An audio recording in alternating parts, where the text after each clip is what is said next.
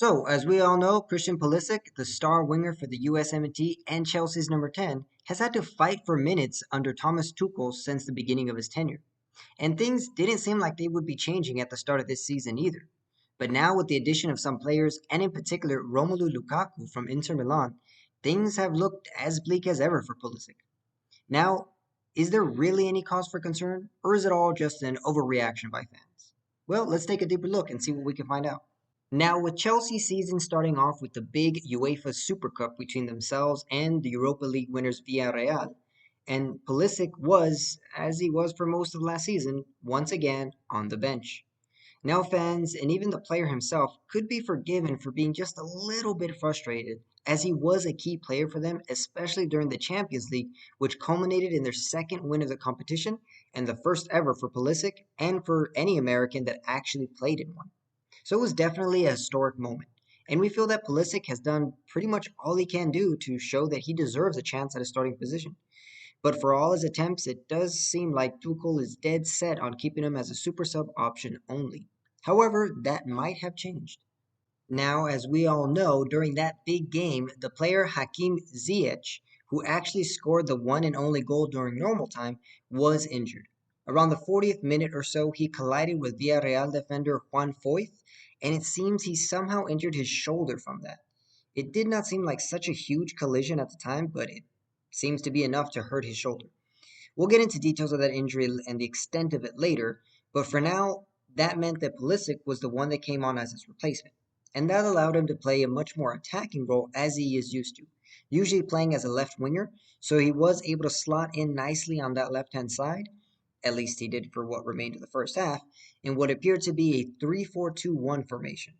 So you got to play a good amount of minutes for the whole game, but now, how did he do? Personally, I think he did well, all things considered. Now, for the second half, he did switch over to the right side, so he would play off Hudson-Odoi, who was playing as a right wing back at times. So he was playing a bit out of position, as again, he typically plays more as a left winger, and here he seemed to be playing more as a right middle sort of role. However, he still was able to slice through defenders, draw fouls, classic Pulisic stuff. He would also get the ball in dangerous positions like he does here and draws five defenders to swarm all around him. He tries to get the pass to Havertz, but it's a little too heavy and it goes too far past him.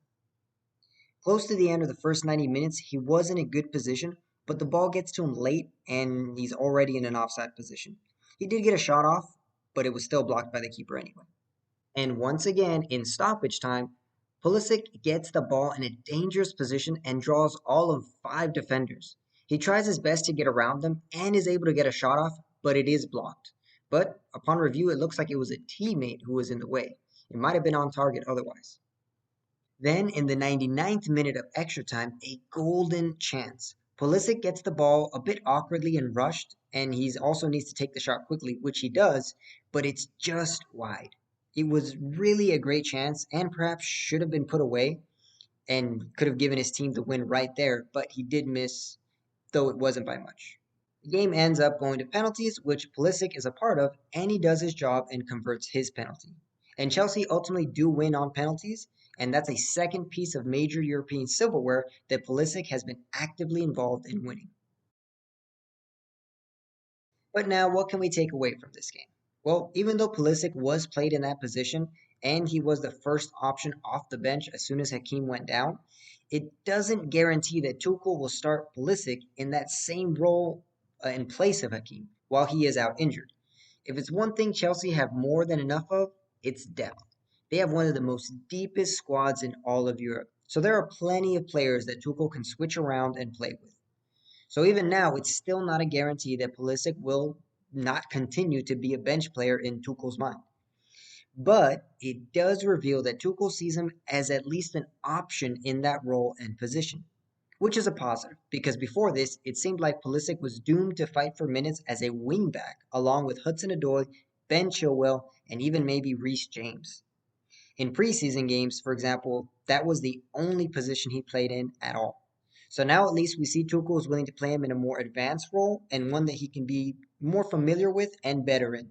Hopefully we continue to see that in the first few games of the season.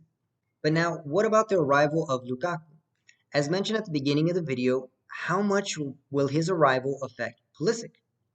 Well, it could end up not affecting it that much. As stated already during preseason, Tuchel moved him further back as one of the wingbacks. And that could have been in preparation for Lukaku and the changes that that will bring.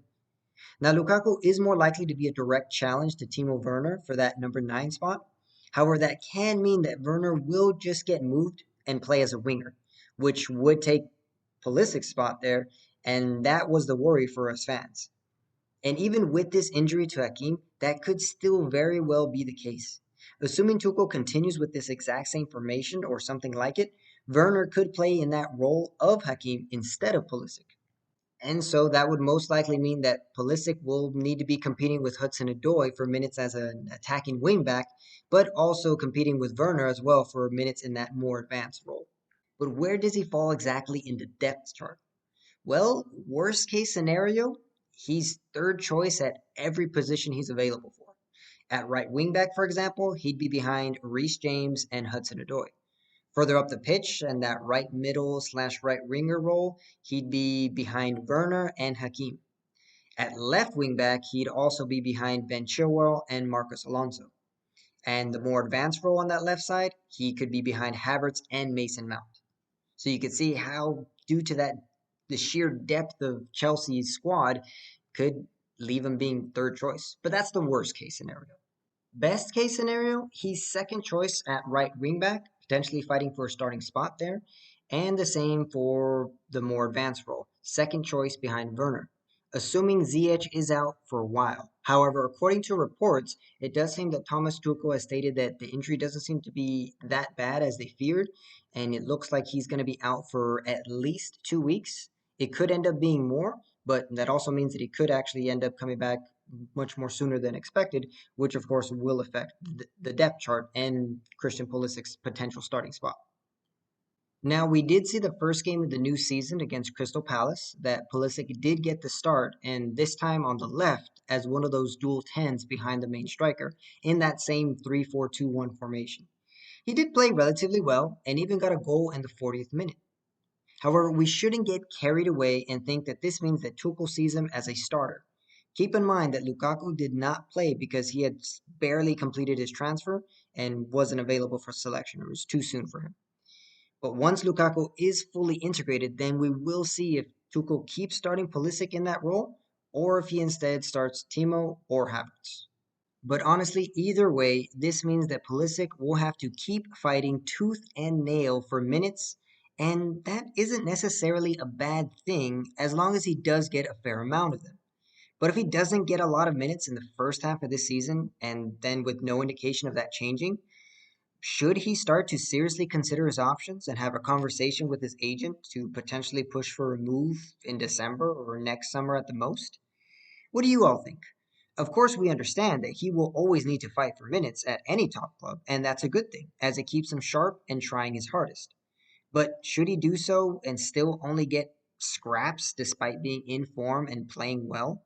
Is that really what is best for him at this point in his career? Or can he go to another club and be the main man? Again, let me know in the comments what you all think. Either way, it's going to be exciting seeing Chelsea and Pulisic this season, especially once Lukaku is fully integrated and once Ziyech is back from injury. We're really going to get to see where Christian Pulisic fits in Thomas Tuchel's mind. So, in the meantime, thanks for watching. This is American Soccer United, the place where American soccer fans unite.